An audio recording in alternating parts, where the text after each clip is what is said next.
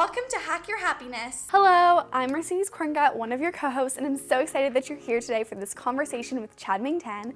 Before we get into the conversation, I just want to say this is truly a heartfelt, deeply emotional and moving talk.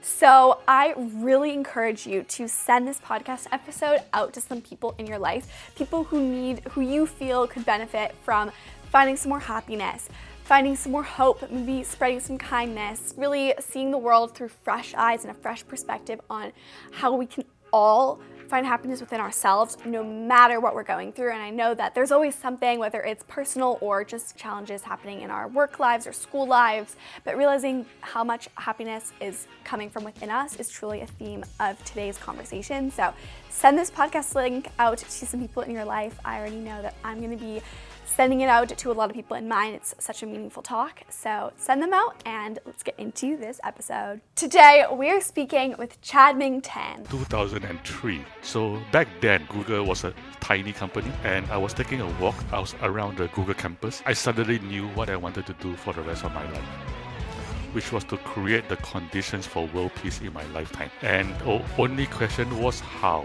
Meng. Chade-Meng Tan. Chade-Meng Tan. Meng is a Google pioneer. He's written an international bestseller based on a program on mindfulness, which he developed while at Google. And he's the co-chair of 1 Billion Acts of Peace, which has been nominated 8 times for the Nobel Peace Prize. You launched and led Google's Search Inside Yourself program. Can you tell us what anyone listening can learn from it? The idea behind it is that emotional intelligence is something that is trainable and trainable in a very short amount of time, which is like mind-blowing. You used to struggle to feel happy, and it wasn't really your default. You found a default sadness, and you've kind of shifted your default towards joy. How did you change your default? I used to be very shy about sharing this, but when I was young, I wasn't just sad, I wasn't just unhappy. So that's what changed. And then that was why I decided I have to teach this stuff. If this guy can do it, anybody in the world can do it. Google in its early days. Do you have any particularly outstanding, funny stories? Imagine your dream job. Imagine like I want it to be like this, like this, like this. We had it. So many stories. Welcome to Hack Your Happiness. Welcome, Chade-Meng Tan. Thank you so much for having me, young friends. Hack Your Happiness is a podcast designed to bring you the behind the scenes of what brings iconic individuals happiness, plus their life hacks. I'm Mercedes. And I'm Anastasia. Thank you. You've truly created an impact on the world in so many ways, from your work at Google to your work promoting mindfulness. So could you tell us a little bit about what brought you to where you are today? I can tell you the official reason, answer, and I can tell you the real answer. The official answer is, I'm not afraid to think big, and I'm not afraid to jump into capture opportunities. Well, the real answer is I'm just lucky, right? I'm always in the right place at the right time. But I can tell you a story, a pivotal story of in my life, a pivotal point in my life. And what happened was in 2003. So it was summer. So it's like exactly 12 years ago. And I was taking a walk. I was around the Google campus. So back then, like Google was a tiny company. 2003. That's 22 years ago. So we're a tiny company. And when I say walking around Google, there was like a cluster of 3 buildings or something. So I was walking around Google, and then I had this, I suddenly knew what I wanted to do for the rest of my life, which was to create the conditions for world peace in my lifetime. World peace in my lifetime, that's what I wanted to do, right? And the only question was how. And I kind of figured it out eventually. I figured the way to do that is to scale inner peace, inner joy, and compassion. Because if these 3 things are scaled worldwide, then we have the conditions for world peace. The only question is how. And I kind of figured it out. The way to do that, right, is a mindfulness meditation, emotional intelligence, things that I became known for later. And then the only question is how. And so what I mean is, if I were to go around the world, like coming to a program talking about peace, joy, compassion, what happens, right? People applaud, and then they go home and nothing changes. But if I were to say, no, this is how you become more successful, this is how you make more money, and you get inner peace, inner joy, and compassion. Everybody says, hey, sign me up, sign me up. Why? Because they want to be successful. They don't mind being happy. And so I want to create a curriculum that help people succeed in the workplace, and with peace, joy, compassion being the unavoidable side effect. And I'm honest about that. And so what came out was something called Search Inside Yourself, and then it became the most popular class in Google, and then it became the subject of a best-selling book and front page New York Times front page story, and so on and so forth. And then so that determined the trajectory of my life after that. So yeah, that, and in a sense, that was a nutshell of like how I got here. And I'm lucky. That is incredible. That wow. is so amazing. You know, I love how you just continue to ask the question, but how, to kind of, you know, narrow in, because it becomes such a broad subject. But when you're able to kind of specify, saying, how can I do that? And then how can I do that? You really get down to like what you can do and what you can control. Yeah. Correct. And there's something else hidden in there, which is that the reason I keep having to ask how is because I keep running into barriers that are unbreakable. I mean, every problem I had to solve was like unsolvable. Like, world peace, it's just not solvable, right? Like spreading peace, joy, compassion, it's just not solvable. So at every stage, it came to a problem that I could not solve, and then I had to figure it out. So in addition to what I just said, Anastasia, there is also the determination to never give up. Just keep trying until it works. Yes, absolutely. I think that's so true. Like never giving up, even at big questions, at big challenges, or even if it's small things, like feeling happier during a challenging time in your life is so essential. And so as an early employee at Google, which is now a renowned company, what would you say is one of the greatest learnings from your time at Google? There are actually two, but I tell you the main one. The main one is that it is possible. It's hard, but it's possible to make money while doing good. Right? And there's an early example of that in early Google. So we started Google, and then we were giving away our search for free. Right? So it's like giving away our crown jewels. How do we make money? No idea. The obvious answer was advertising. Sell ads on Google. Done. Larry, who was co-founder, Larry didn't want that. And he did, and for a very good reason, which I respected a lot. He said because he wants to give value to users, and he didn't want to take away value. And advertising takes away value, right? It's something that annoys people. Doesn't want to do that. But then, how do we become financially sustainable? So eventually, people talked to Larry, and Larry said, "How about this? If you can do advertising in a way that creates value, so instead of taking away value, you create value for the user, then I'll do it." And so with him, we came out with what do you call it, targeted advertising, right? So ads that are actually useful for the person doing the search. So it adds value. And because of that, Larry said, yeah, let's do it. And then it turns out by targeting, we make even more money. So we started from wanting to do good, and then we ended up making more money than we can dream of. So that's one example. The other thing I learned is never be afraid to think big. And I can give you another story, again involving Larry. And I point out Larry a lot because I have a lot of respect for him. I mean, he's a young man by my standard. He's so amazing, so smart. And so at one point, Larry had this idea that we should change the world. We shouldn't just be a tiny search engine. We should be like the biggest search engine on earth, right? We made it happen. And then on that point, this is interesting because it happened at the board. So there was a board meeting, and Larry at that time, remember we're a tiny company, 100 people. Larry, at that time, they were like doing future strategic planning. Right? And Larry was like, someday we'll be $100 billion company.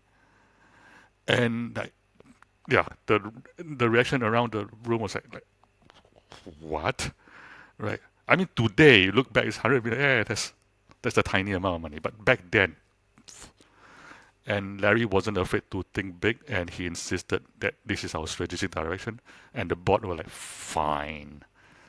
And again, things went the way he projected, which was amazing.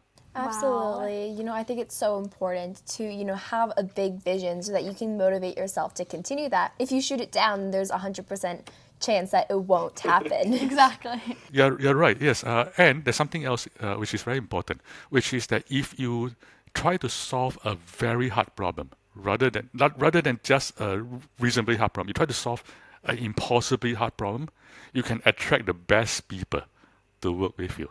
And that's how sometimes it's even easier to solve an impossible problem than merely hard problem. That's such an interesting way to look at it, and I think that's so true. Like, if you are really passionate about, a certain initiative, whether it's becoming the biggest search engine or whether it's bringing mindfulness and creating world peace within the organization, if you are really determined, you'll attract people who share that same characteristic for determination. And I think that just goes to show, we talk a lot about the importance of the people that you're surrounding yourself with in life, your friends and your coworkers. And I think that's just like such a large scale example of the power of your surroundings. Ready to bring a small bit of happiness to your home? That's right, Anastasia and I have designed a series of tangible happiness activities. This is Mission Family Time, and it's all about connecting you and your family. So this box has 100 unique activities to do to feel happier and build the habit of happiness and connection into your life. It comes with 4 categories: conversation starters, DIYs, fun things to do at home, and fun things to do outside of home. Anastasia, do you want to grab a card? Absolutely. Should we do a conversation starter? I think so. Talk about it. What is the funniest thing that has happened to you or that you've seen this past week? I think one of the funniest things, and I'm sorry if I'm taking this from you, but Anastasia woke up this morning and told me about how she woke up at 2 a.m. and she had hiccups, and then she was eating sugar because it helps her stop her hiccups at 2 in the morning. Yeah, that was probably more funny for you than me. Yeah. I think this week was when we were baking madeleines and Mercedes just kept dropping everything into the mixture because I always do that. So if you want to get some screen-free time with your family this summer, or you're just looking for a really good gift for a child, tween, or teen in your life, shop Mission Family Time. It's linked in the show notes. Now let's get back into the episode.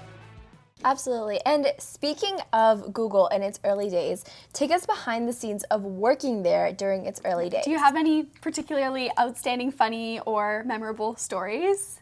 Oh, so many stories. But I can tell you that working at Google in the early days, it was the perfect job. It was perfect. Whatever, imagine your dream job. Imagine I want it to be like this, like that, like that. What? We had it all. So the biggest thing to me is that we had very smart people, but nobody had an ego, which was amazing. I mean, you put a room of the smartest people in the world. You expect everybody to be like not nice people, big ego, but we didn't have that. And it started with I'm going to name names because I have a lot of respect for these people. Jeff and Sanjay. So Jeff and Sanjay, they were like the best engineers in Google at the time, and they still are probably, right? And imagine being in that room, and it's like everybody is the top student at MIT or whatever, and then these two people distinguish themselves. They're that good. So Jeff and Sanjay, there's something distinguishing about Jeff and Sanjay, in addition to being outstanding, which is they are very modest. Right? So for example, if Sanjay doesn't know something, he'll tell you, I don't know this topic. Sorry. Yeah. And so if you look at that, right, none of us engineers have an excuse to be because if Jeff and Sanjay are so humble, what excuse do I have? And so it set the tone for early Googlers where people we don't have the type of big egos. We just work together. That's one. There's another contributing factor, which again is very rare. It happens in startups only. So if you work in a big company, right, and then if you do something great and somebody else do something, you compete, and usually it's an ugly situation. But in early Google, we didn't have that problem, and the reason was because we had a lot of stock options. So we all knew, right? If the company succeeds, I succeed. So everybody just, whenever there's something to be solved, everybody just pitch in. No ego. Nobody say, "Oh, I did this. Me." Like, get it done. Go back to doing whatever else you're doing. It was amazing. I mean, amazing to watch all your co-workers do that. So that was amazing. It's very rare. And we know that because as Google evolved into a big company, we started becoming a big company. So we had that, and then in addition, we were like the work we were doing. We were all convinced that we're going to change the world. So again, you're too young to remember this. In the old days, like, to find any information, you have to go to the library and look at index cards, and that assumes that your country is rich enough to have libraries, right? And so on. So most of humanity have no access to information. And so our dream that time, we are going to change the world. We are going to give information to everybody in the world. Everybody in the world. That's what we told ourselves. We're going to change the world. And we did. Right? But imagine being there at the beginning, that had that conviction, I am going to change the world with my friends here. So that motivated me. Every day I came to work. And on top, all that that's cherry on the cake is we had what do you call that? We had a very good employee benefits. So, for example, we had free food, and we didn't just have free food. I mean, now it's taken for granted. Every company has.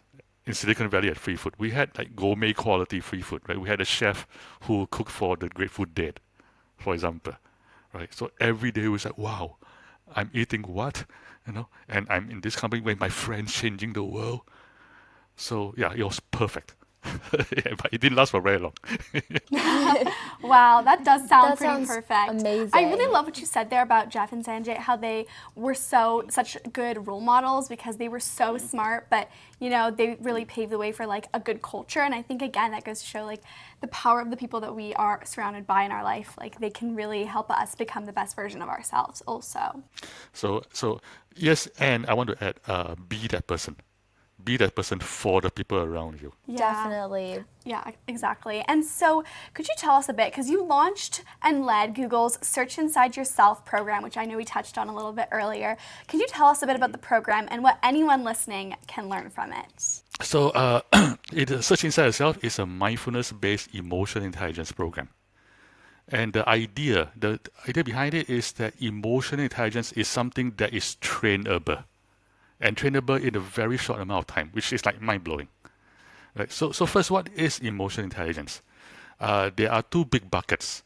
One is intrapersonal intelligence, which means the ability to manage this guy. And so there are two parts or three parts, depending on who you ask.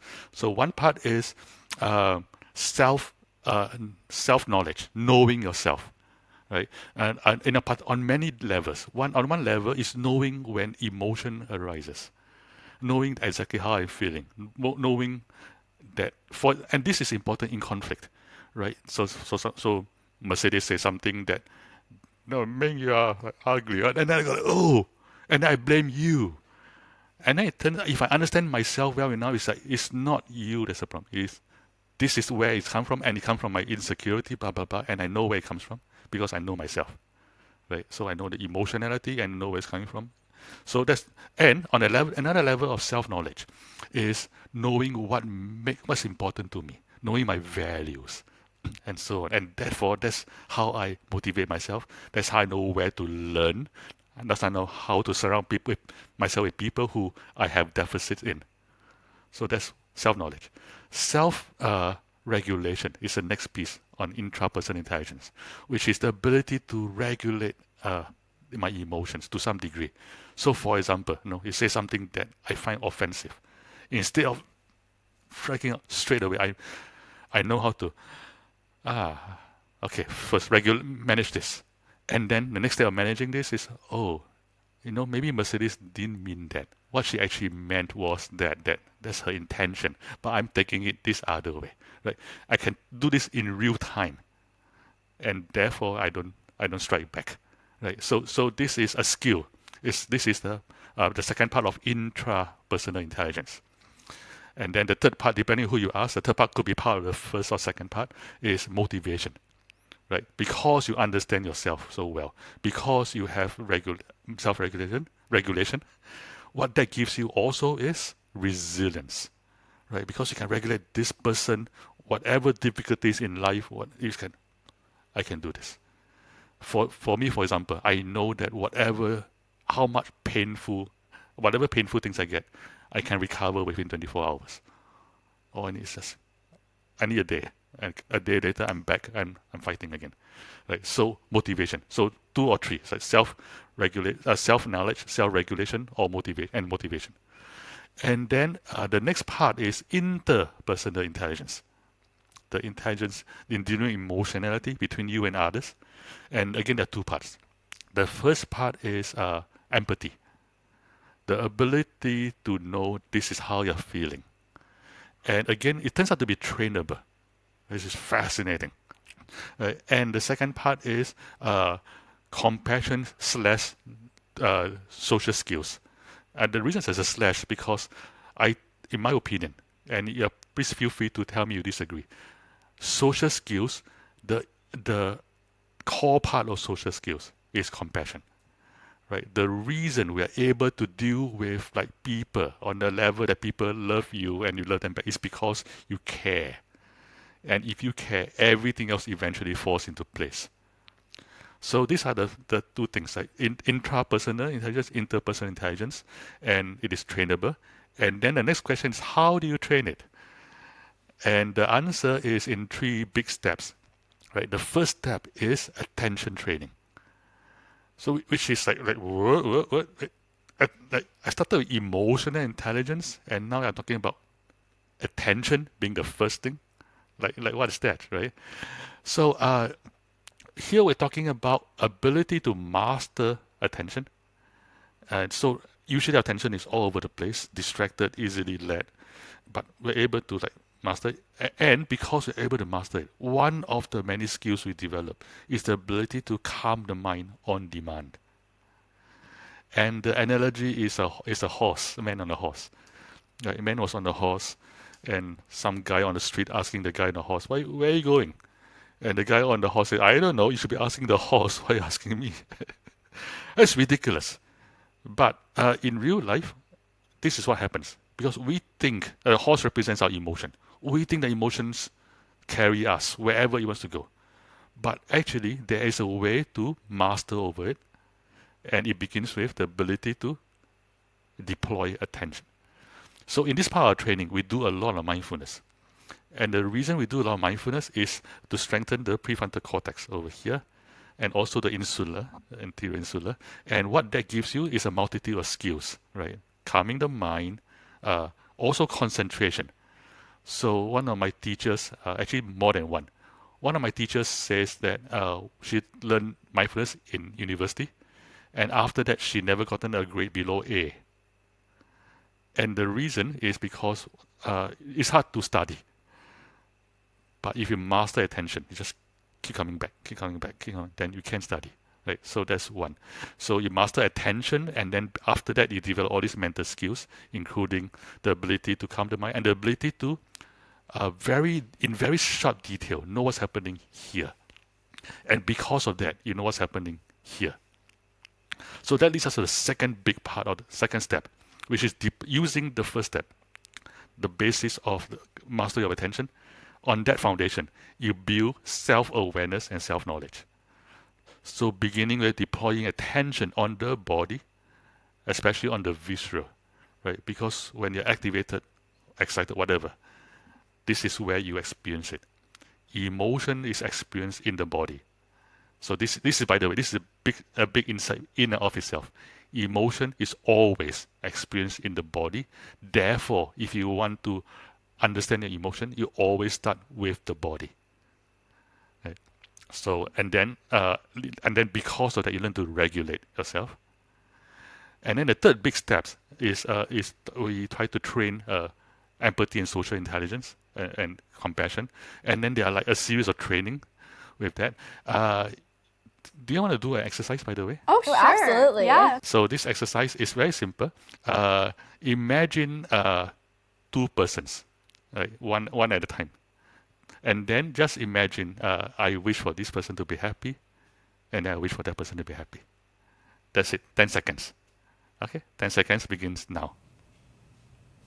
And thank you for your attention. So you notice, my friends, that when you were doing this exercise, you were smiling. That you can't help it, you are smiling. You're so happy. And there's a huge insight in there, which is that to be on the giving end of a kind thought. Giving end, not the receiving end. The giving end of a kind thought is intrinsically rewarding. You're like happy for no reason, right? And so, my friends, if that's true for you, and I'm going to make another statement. My statement is true for everybody. If you do this, you will be happier in 10 seconds than you were before.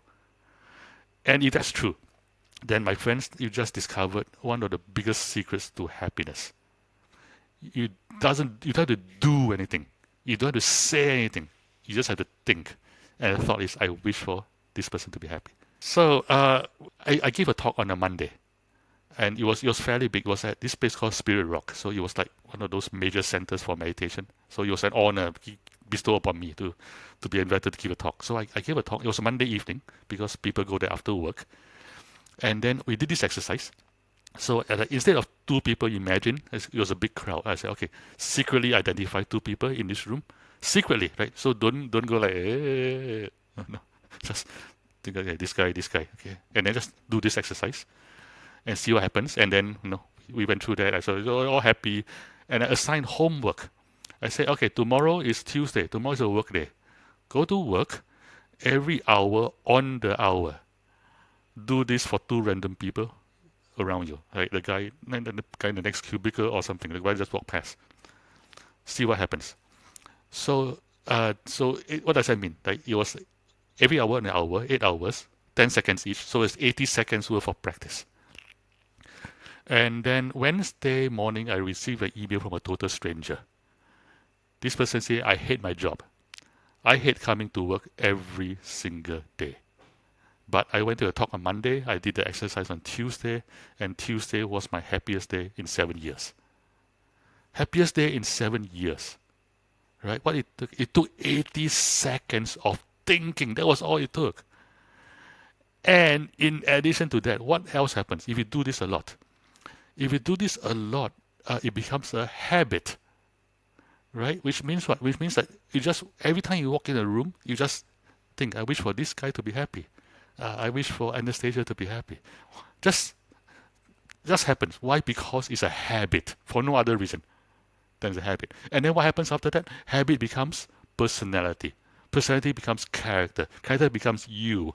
So just by doing this, you become a different person.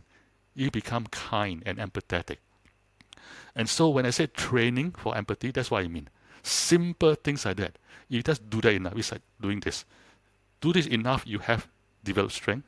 And do this enough, you develop empathy. So that's, in a nutshell, that's search inside yourself. I'm sorry, it's a big nutshell.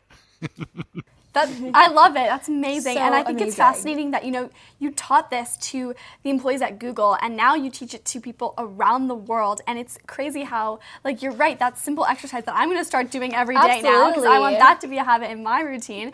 Because it's so powerful how your thoughts really do affect your mindset and how you perceive the world. And that's such a wonderful, heartfelt story from the person who went to your discussion in your event, because it's so beautiful how our thoughts impact our life. Absolutely.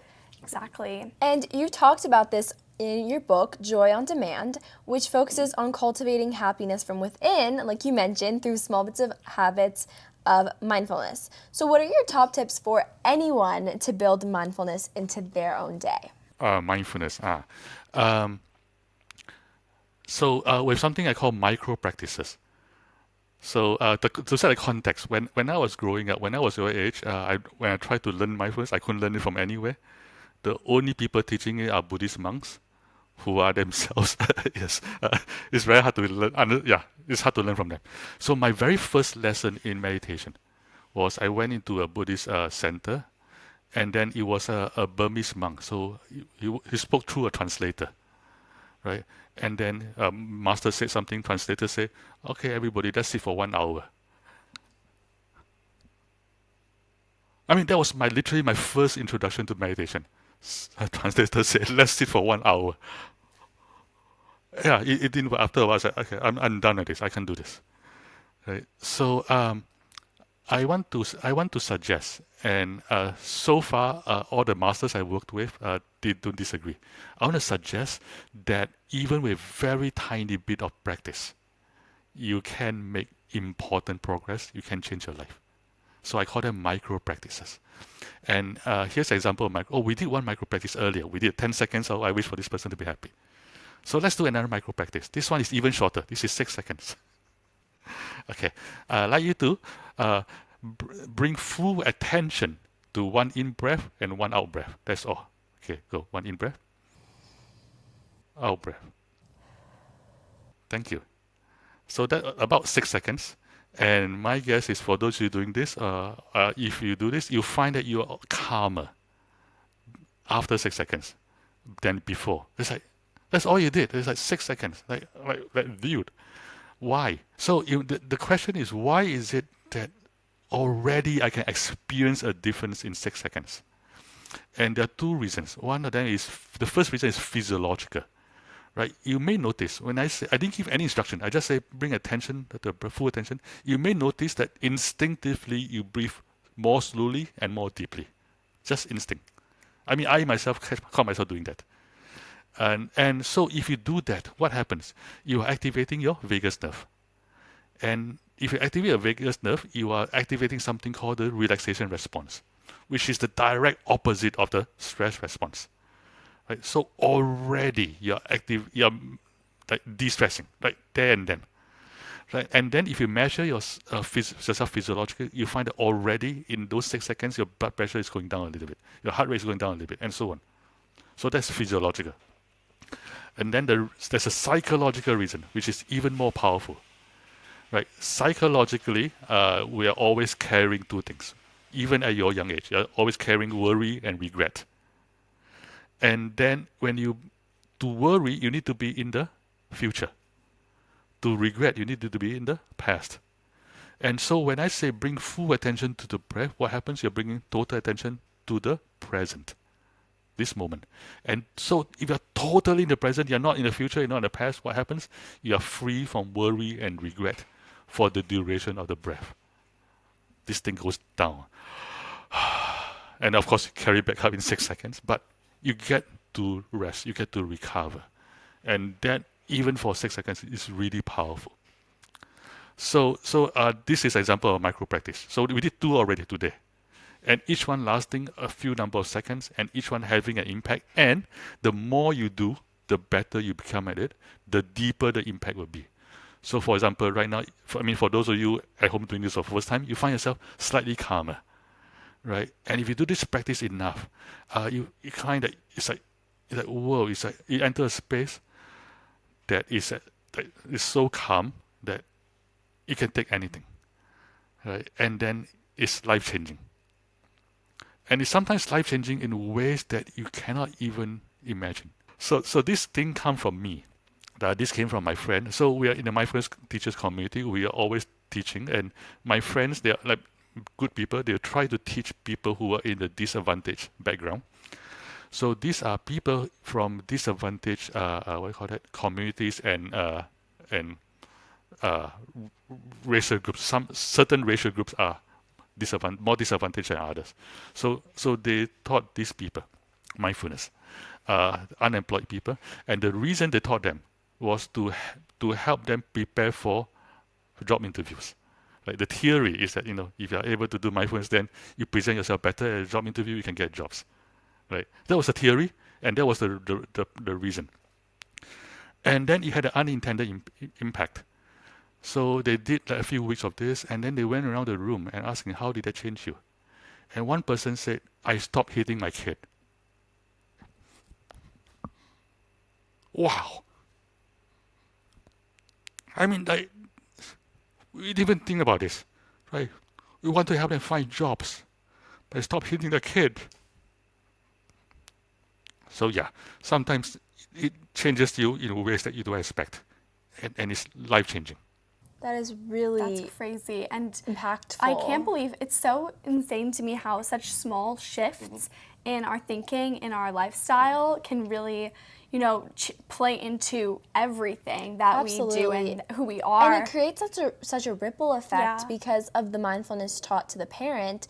that can help the child as well. Yeah, and I think, really what I love about, our conversation so far is the amount of like tangible tools that, like, I think sometimes when we think of mindfulness or we think of happiness, it's kind of feeling a little fuzzy, right? It's like, oh, how can I be mindful? Or how can I like meditate? the example you put of just sitting quietly for an hour. Yeah. That's what... Yeah, that's what comes to mind. But these are such tangible tips, and I love them. And I'm so excited to use them myself every day because like it takes so little time and it's so transformative. And so something that I've heard in the past that you shared was that you used to struggle to feel happy and that it wasn't really your default. You found a default sadness. And so now I understand that you've kind of shifted your default towards joy. And so what was behind your kind of sad state of mind, and how did you do this shift and change your default? So I actually do not know why. So I can tell you how I experienced it. And I used to be very shy about sharing this, but after I wrote my second book, I became more open, and which is that when I was young, when I was your age, I was suicidal. I wasn't just sad. I wasn't just unhappy. I wanted to kill myself all the time. And the reason I did not was because I was a coward. I was useless. So my cowardice kept me alive. So I'm sad, suicidal, and I'm useless. So that's how I lived my life, right, for most of it. And it could be surprising to most people because I wasn't like, I was a good kid. I was very smart. My IQ was measured at 156, and I taught myself programming at the age of 12, which back then was a huge deal because computers were very hard to learn. I even learned assembly language, which means programming at the level of bits, like zeros and ones, at 13. I taught myself that. And back those days, there was no internet, so I found books in the library, going through the index, and I read through technical documents, like on circuits, at the age of 13. And then I became like national champion in programming, blah, blah, blah, blah. I have a whole cabinet worth of like awards.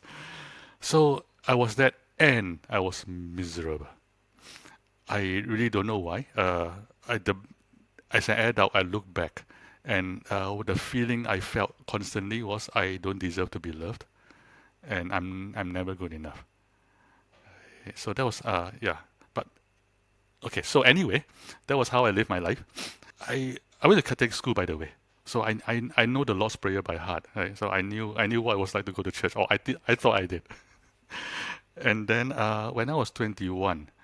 Somebody invited me to a very different kind of church, a Pentecostal church. And Pentecost, they are charismatics. They speak in tongues. They're very expressive because they are direct interaction with the Holy Spirit. And I saw them speaking in tongues, and I saw them collapsing on the floor and crying. And I was like, whoa, I found it. This is it, right? Because, from my point of view, naively, because back then I was stupid. I was even more stupid than I am now. I said, okay, this is how it works, right? You come here and you like relieve your suffering through like doing what, and then giving yourself totally to the Spirit, and then you go out and take 6 more days of suffering, and you come back here. I said, wow, I can do this, right? Even though I don't agree with anything they taught in church, but I can do this. That's what I told myself. And by coincidence, I met a nun the week after, a Buddhist nun. And so I was quite rude. I asked her, I said, I went to church last week. I saw for myself how it worked. I was like, what is there in your Buddhism that deals with suffering? And the answer she gave me was, all of Buddhism is about dealing with suffering. And I had that moment. And it's like I felt like I was this close to my answer. I didn't know what it was. I didn't know how I knew. I knew I was this close. And the description I had was to myself was, it's like as if somebody opened the floodgates and water just rushed in. I had that experience. And so the week later, I met the same nun. Again, it's total coincidence. I met the same nun. She was giving a talk in my university. That's how I met her, because she came. And then the talk, I forgot what she said, but there was, in the middle of the talk, there was one sentence. And the one sentence was, she said, it's all about cultivating the mind. And I was like, at that moment, everything in my life made sense. Like everything in my life suddenly made sense. And I told myself two things. I said, from this moment on, right here, right now, I'm a Buddhist. And I'm going to learn meditation, no matter how hard it is. And of course, it was really hard back then. So I said, I'm going to do it. So I did. So I learned meditation. As I told you, my first experience wasn't good. 1 hour. I was so sit for 1 hour. And then after that, I learned again. I kept trying. We talked about earlier, I just keep trying and I keep failing. And back then, unfortunately, I was literally the worst meditator on earth. And I tell you for certain, because I could not breathe. Right? I mean, who is stupid enough to not know how to breathe? Right? This guy. And the reason I couldn't breathe was because I was like focusing too hard. The instruction was focus on the breath for 1 hour. Right? So yeah, I couldn't breathe. And then I kept failing. So what do I do? Easy. The solution is to try even harder. It didn't work. And so, but after a while, after months later, I gave up. But I gave up in a way, so I made a commitment to do this. So I gave up in a way that still honored the commitment, which is I committed to sitting for 1 hour. I'm just going to sit here and just do nothing. That's what I'm going to do. And as I was doing that, after a few minutes, I caught myself breathing. And this was the first time in my life that I could pay attention to my breath and still breathe. And I did that for a while, and then suddenly I entered a state where my mind and my whole body, my whole mind was filled with joy. Just gentle joy. Whoa. And that lasted for half an hour. It's coming from nowhere, just joy. And then I realized I found a solution. This is it. Right? The solution is there is a joy in there. I just had to find it. And it's not out there, it's in there. And that began my journey to healing, by the way. By the way, you may ask, like, what happened? I asked the same question. So by the way, so this joy came, it disappeared, and then it came back a few months later, and then it disappeared, and then it came back again a few months later, and the time between this gets shorter and shorter, and eventually I can do it on demand. It became a skill, right? Every time I sit, within like 10 seconds, I can bring back the state of joy. And so even with that, I couldn't figure out why. It made no sense. So I asked one of my teachers, why is this happening? And he gave a fabulous answer. He said it's because the default state of mind is joy. And so therefore, when you bring your mind to a state that's calm and clear, all you're doing is simply returning to default. That's all. And so joy is there. And so it's like there's a well in the house where you can just take water. You never have to go out and take water again for the rest of your life. It's here. Right? And so and then that began my healing, and because I've ready access to joy every day, my disposition changed from suicidal to jolly. Right? And then my job title at Google was the Jolly Good Fellow because I'm always laughing. So that's what changed. And then that was why after that I decided I have to teach this stuff so that other people can benefit. I mean, if this guy can do it, anybody in the world can do it. Wow, That is your so story powerful. is so empowering, and I think it makes it just seem like finding some of a happier state of mind, a happier mindset, a happier outlook on life is so attainable, because like I think it's so empowering to hear that, like, obviously we all have our challenges and some people struggle more than others, but realizing that like I can also do things and take happiness into my own control if I just like Absolutely. focus my attention. I realize that it's my job to kind of look within myself to find that joy and focus on my breath, focus on what's in my controls, and build it into a habit. Don't expect overnight results. Work towards it. I think Absolutely. is so And important. I love how you mentioned the well of happiness is Yeah. inside, and that we can use it a million times over, but you're not going to find it outside. You need to like dig inside to find it, and you have to like use that focus and that concentration to find it, but you'll only find it inside. Yeah. That's right. Yes. It is Mercedes and I's Wellness Summer, and to kick this off, we have been starting to do some amazing meditations using the Waking Up app. They have so many different meditations, and my personal favorite ones to use are these sleep meditations. They have huge 3-hour playlists that you can use, so you can definitely get some good rest. Also, another really great part about Waking Up is it not only gives you a ton of access to meditations for all different occasions or times of the day, it also tells you tangible reasons why you should meditate and the actual importance behind this aspect of our wellness summer. So join us on our wellness summer and build the habit of meditation, mindfulness, and happiness into your daily routine by signing up for an annual subscription with Waking Up. And guess what? If you purchase your annual subscription using the link in our show notes, you get to save $30 off the subscription. So sign up now, use that code, claim your $30 back, and let's get on this wellness summer together. Now let's get back into the episode. I'm really interested because you are someone who has one foot in technology, in the world of tech, in the world of technology, and the other foot in mindfulness and happiness. So how do you see technology affecting our happiness and mental health? I have a view that may be controversial. People may disagree. And my view is that technology is good for happiness in every aspect except one. And that one is the kicker. So what do I mean? So for example, technology enables, among other things, for you to, like I said, everybody in the world now, even from India, have access to all the world's information. Right? I mean, that's huge. And I think that is something that's positive for happiness also, because it can learn anything. Anybody can learn anything. So that's one, right? And then with medical knowledge, right? And like we have medical breakthroughs because of technology.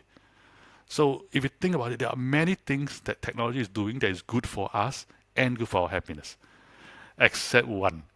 And what's that one thing?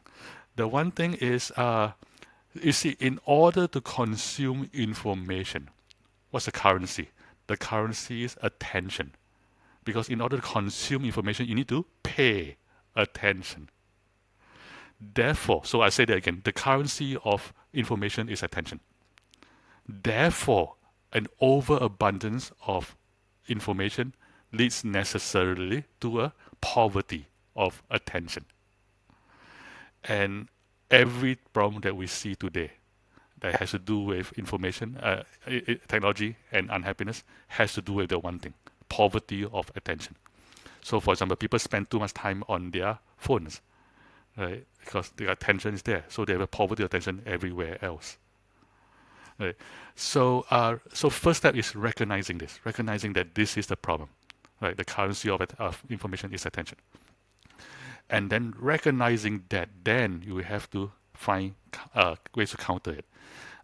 So the way is, it's like the equivalent is food, right? I know you're Canadians, but next door to you, Americans, a lot of people are fat. And the fat for a very easy to understand reason, because calories are cheap, right? People consume a lot of like cheap calories, like mostly from high fructose corn syrup in the food. In addition, so again, the overabundance of calorie leads to in this case, the poverty of good health. And it's made worse by one other thing, is that companies, the capitalism, inject a lot of high fructose corn syrup into the food. And it's the same, by the way, with the information economy, right? So a lot of companies like Facebook, their currency is eyeballs. So they want to maximize engagement. And the way to maximize engagement is controversy, conflict, things that make you like, right? And a lot of those things are not good for relationships or for national health and mental health. So we have to recognize that as well. So recognize that this is where the problem is, poverty attention, and recognize that also these companies is in their business model, their financial incentive to make it even worse. Right? And so recognizing that, then we deal with it, then we have a healthy relationship with technology. Yeah, I find that so fascinating on how there's kind of like a balance, and there's like you have like you're paying with your attention, which it's like pay attention. That makes I find sense, that funny, yeah. That's a good So, one. Yeah. Absolutely. I find that it's so interesting on how, online is so important except for that one facet that's kind of taking away our attention from around in our surroundings, which we should be paying attention to. Yeah, it's interesting because you're right. Like, we have so much access to knowledge. Like, even this podcast, getting advice from people from all around the world, learning what brings happiness to others, learning tangible tips, learning, being able to access books or videos or, and master classes, courses from around the world. But then there's the fact of especially I think the short form content, like even like a podcast or like a longer term documentary, you have to be able to sit through it and pay attention to it. But that short term, really eyeball grabbing content is fun. And I mean, social media is a great way to connect with friends and family. But it's also the price we pay in that balancing aspect of if you're always on there, you're not really paying attention to what's going on and you can't really be present, which we've talked about is so essential to that happiness and that mindfulness aspect. Yeah. Yes. Absolutely. And you've created a lot of positive impact for employees at Google, everyday people like us through your books as well. And you are an advocate for emotional intelligence. So what is your advice for others to create more good in small ways? Very easy. Start with kindness. Yeah, and I was very inspired by the Dalai Lama when somebody asked him what's his religion. I mean, I was obviously it's Buddhism, but he didn't say that. He said my religion is kindness. So yeah, I mean, I wish every religious leader in the world said something like that. But I like everybody if remember my religion is kindness. I hope that becomes everybody's motto, and just be kind to everybody. And the kindness, so it might not seem like a lot. I'm just like, hey, how are you doing? Just care, just for a brief moment. But it has snowball effects, right? Because earlier I said, just if you do that a lot, it becomes, habit becomes personality, personality becomes character, character becomes you. Right? You become that person eventually. So that's one. By itself already, that's good enough. And just by having the intention, it usually, over time, automatically translates into action. Right? You're kind enough, it's like you cannot not care. I have to do this. Right? Okay, I'm debating myself. So I tell a story. Okay. I will tell a story. So I have a friend. His name is Paul Ekman. He was one of the greatest psychologists of the century. I mean, he's listed as 100 top psychologists of the 20th century or something. And he did the study or he was quoting a study. I don't remember. The study was on heroes. Why people become heroes, right? So there are a couple of levels of heroes. One level of hero is somebody who jump into a oncoming train or something to save a total stranger. I mean, that's a hero. But Paul said there's another level of heroism that's even more powerful than that. I was like, what could it possibly be, right? It's a people, he said, who hid the Jews in the basement during the war. Why is that higher? Because in the first case, all you do is that you don't think. It happens so quickly. But in the second case, you think about it. And every day you're aware that you're putting your life in danger for strangers. And you're still doing it every day. So that heroism is much higher. So the research question is why? Why do these people do that? So they interviewed heroes. And there's the same, everybody gave the exact same answer, which is mind-blowing. And everybody's answer is some variation of, I have no choice. So what can I do? I can't let the person drown. I have no choice.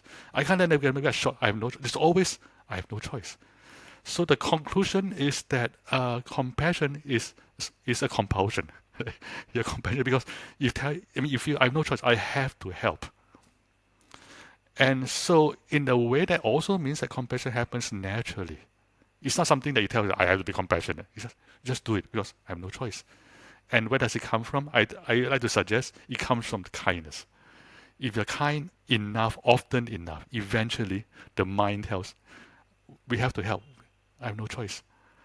So, and in addition to all that, you also, as you did just now, this 10-second practice, it makes you happier, right? So there's a selfish benefit to that as well. And the last piece is it also helps you with your wisdom, which is surprising. Compassion develops wisdom.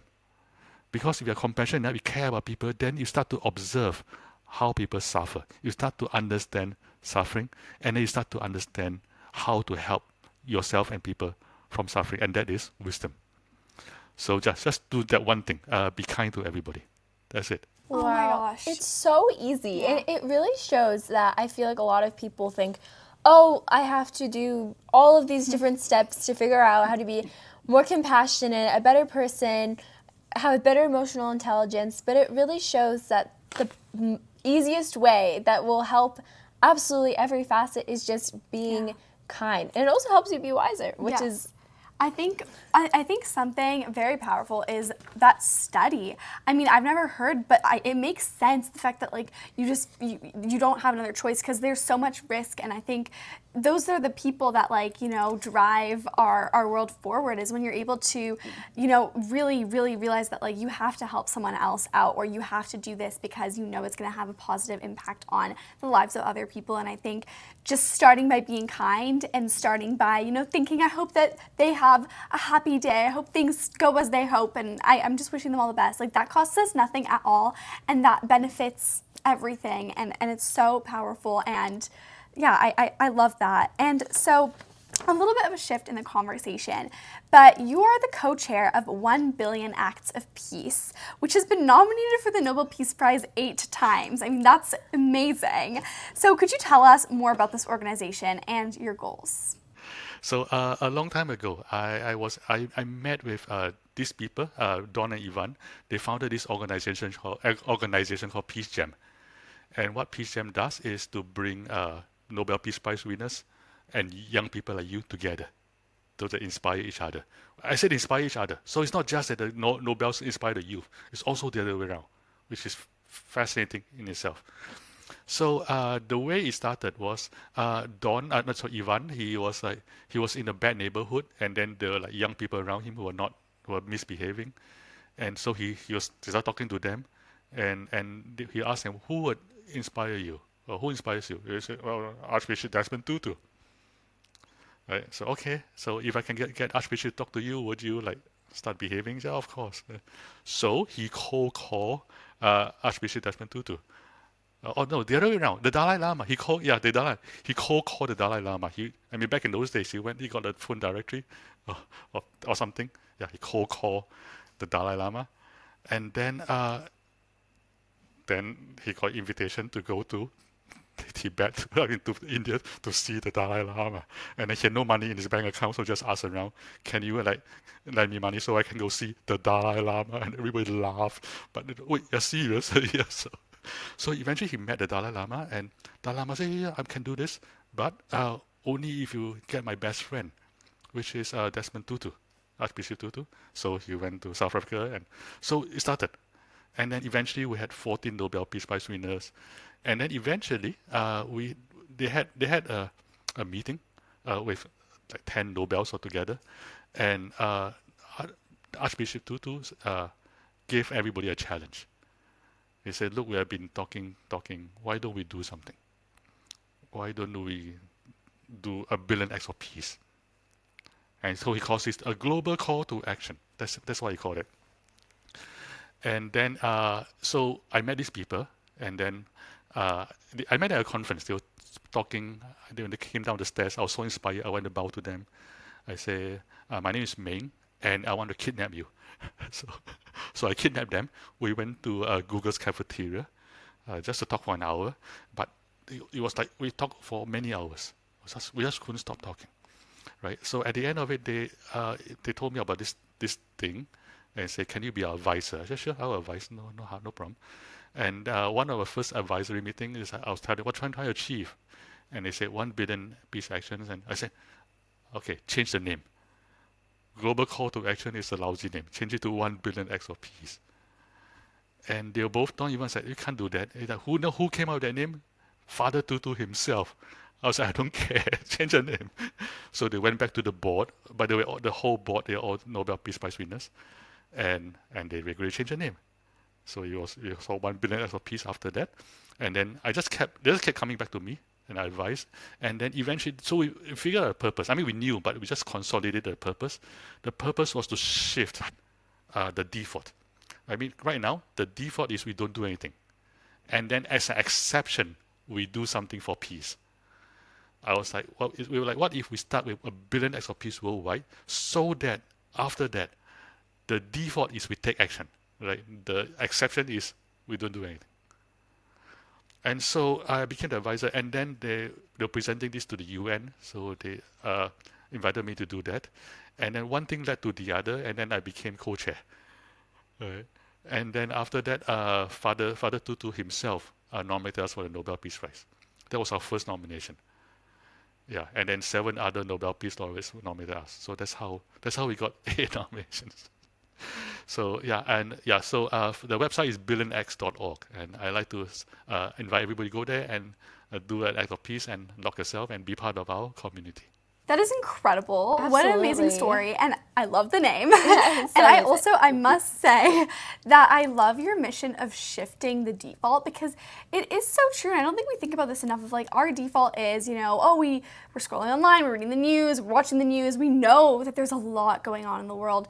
But we sit there and we think, oh, this is so sad and I don't feel so great about it, but we don't do anything about it. And even if it's a small, little action like your whole organization stands for, I think if everyone contributed that, right, it really has that snowball effect as well. And so, that's right. And it also is very personally fulfilling. And so I think, like, what a necessary and important organization. And I think that's so needed. Absolutely. And we'll definitely link that in our show notes, because, like, the links to the site, because wow, so important, especially in today's age. I think that if everyone just, tried to shift their default to what am I actually going to do, rather than just like feel sad about the events, our world would be a much more optimistic environment. So I think that's important. Yes, thank you. 100%. And so now, as kind of one of our final questions, we're down to our last few. If you could travel to any country in the world and experience their culture and maybe the way of life there, where would you travel to and why? I actually did. When I was about your age, I was 20. I came to this country called the United States of America, and I was so enamored. I was like, I wanted to do exactly what you said. Live among those people and learn from them and see what I can do. And then so I went to graduate school in Santa Barbara, and then I decided to. I asked to be one of them, and they said yes. So now, so I did that. However, this answer may not be useful for most of you, because most of you will be in North America. There's one other country that I had a similar feeling for, is Thailand. Yeah, first time I went to Thailand, I was like wow, right? It's a beautiful country. The people are always smiling. You might have seen this on White Lotus, on the show White Lotus. They call the land of smiles, right, for a reason. But there's something else even more powerful about Thailand, which is how tolerant the culture is. So even back then, in the 1980s, gay people and trans people are not victimized in Thailand. They're out there in the open. Everybody knows they're gay. Everybody knows they're trans, and they're just accepted, which is amazing. They're so accepted. Like at that time, one of the best Thai boxers was gay, openly gay, and every time he wins a fight, he will kiss his opponent, and which is very funny. And so back then, like, which society in the world have that amount of openness? The Thais. There's something about the Thais which is amazing. Also, I'm Chinese, right? In most countries, you see there's at least one massacre of Chinese people. Not in Thailand. There's something about the culture. So for those of you thinking of a place to go, I would like to suggest Thailand. Incredible. Absolutely. Yeah. It sounds amazing there. I'm going to put that on we need to, bucket list. We need to go and experience Absolutely. that, because it sounds amazing, and it looks like a gorgeous place with amazing people. So Amazing. Yeah. Absolutely. And what is something that you do every day that brings you a small bit of happiness? A couple of things. One is the obvious one. I'm kind to everybody, and there's always a happiness hit, right? I mean, like, I just walk down the lobby, and I'm living in a hotel right now. One of the lobby, saying hi to the receptionist. Right? They appreciate it. I appreciate it. So that's one, kind to everybody. The other thing is to remind myself of how blessed I am. Right? I'm alive. Right? How much of a blessing is that? I'm 55. Right? I have no health problems. I mean, look at this is, yeah, this is a blessing. So these two things: be kind to everybody, and remind myself how much blessing I have. And my guess is that you are similarly blessed in a similar way. Yeah. Yes, I think Absolutely. it's the small things. It's realizing that, like, I'm fortunate. I think I've seen these people, like, online even talking about, like, when you're struggling, when you're realizing that, like, oh, school is so difficult, or, you know, I'm so tired because I have to wake up early for work, like, realizing, like, I'm so lucky I get to go to school. I'm so lucky I have a job that, you know, a lot of people might be working really hard for to get someday. Like, realizing that, like, all the fortunate perspectives to see the world through. And so I think that that's such an important little reminder. So thank you. Well, thank you so much for coming on our podcast and for sharing your incredible story and life and experiences and tangible tips with our audience. Absolutely. Thank you so much. Yes, It's been thank you. amazing. Oh, thank you. You both have been amazing too. Thank you so much for listening to this week's episode of Hack Your Happiness, and thank you so much to Chade-Meng Tan for joining us today. He is such an inspiring figure, and Anastasia and I have been long looking forward to today's interview. Absolutely. So, wow. Anastasia, what was your biggest takeaway? My biggest takeaway is definitely that we have that well inside, and that we're not going to find happiness by, you know, searching outside, and that we really can just find happiness through ourselves. How about you? So empowering. And one of my biggest takeaways from today is the fact that kindness is such an important source of happiness. Like, when we're kind to someone, when we, you know, just think a positive thought for them, or, you know, we say hi to them as we walk past people, or just smile at someone else. Like, it's those small things that become a part of who you are. So just be kind, because it costs nothing, but it means the world. Also, if you enjoyed this conversation and you found that you were really struck by Chade-Meng Tan's experiences and stories and teachings, you should check out his book, Buddhism for All. It's sold on Amazon and wherever you buy your books. It's an even further and more detailed account into how you can find that mindfulness and happiness and fulfillment. So definitely check it out. It'll be also found in our show notes, and I think there's just so much to be learned from him and his experiences. So definitely check it out.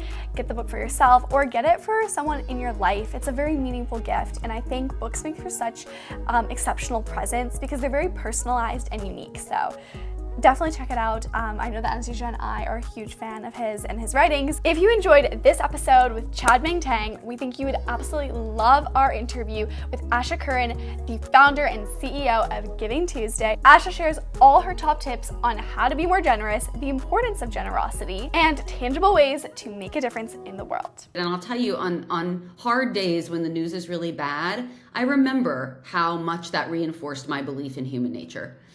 That everybody needs to give, not just wants to, but really needs to be a full human. We need to understand how to take care of each other. You can listen to our conversation with Asha now. It's linked in show notes. If you enjoyed this week's episode of Hack Your Happiness, please leave us a 5-star review from wherever you're listening. It really helps us out, and we really appreciate it. Also, be sure to bring us a small bit of happiness by joining our happiness family. It's completely free, and it really helps us keep Hack Your Happiness going and keep improving week after week. So to join the happiness family, all you gotta do is follow this podcast on whichever podcast listening platform you're on now. See you next time.